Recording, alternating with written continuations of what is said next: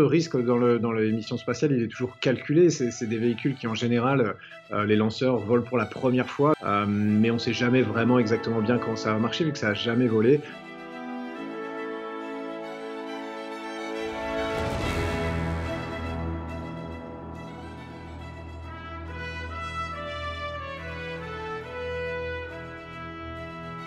Le moyen d'accès, évidemment, à la station, c'est 2 jours ou 1 jour à l'aller et une demi-journée au retour, on va dire, mais ça représente beaucoup, beaucoup d'heures et de semaines d'entraînement. Puis le rôle à bord va changer un petit peu. Maintenant, j'ai l'expérience, je vais avoir la chance, l'honneur d'être le commandant de bord de la station spatiale, si tout va bien, dans la seconde moitié de ma mission.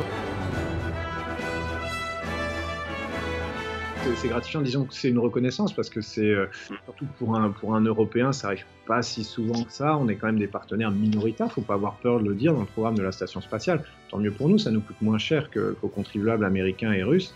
Mais du coup, on est moins décisionnaire, c'est certain, que la NASA. Et ben, moyennant quoi, même dans les équipages, souvent, on est moins souvent dans des rôles décisionnaires, dans des rôles de leadership, donc tant mieux, c'est bien, c'est une reconnaissance du rôle de l'ESA, de mon rôle à moi et de mes capacités.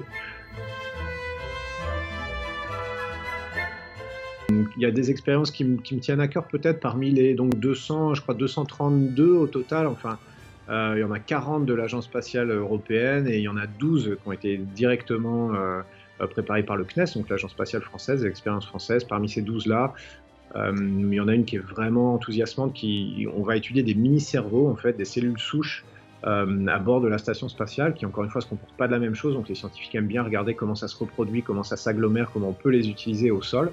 Et pour ça, la station spatiale, c'est un modèle, et là, c'est des cellules souches de cerveau, donc on va emmener des organoïdes, comme on dit, donc des mini-cerveaux en fait, qu'on va étudier à bord de la station spatiale. Ça ne ressemble pas à un cerveau, mais on les appelle des mini-cerveaux. Ça, je trouve ça assez fascinant, parce qu'ensuite, on n'imagine pas les applications que ça peut avoir.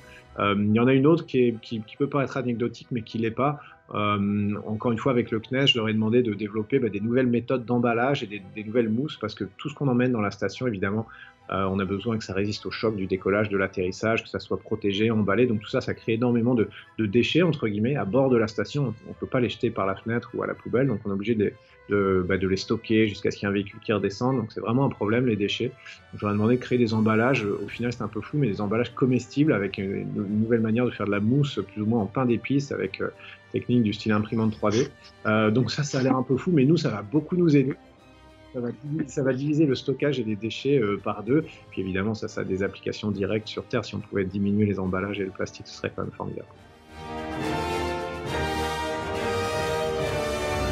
Avant tout, j'enfonce un peu des portes ouvertes, mais c'est les proches, c'est la famille, c'est ce contact humain, en fait, avec les gens qu'on a choisis dans sa vie, tout simplement.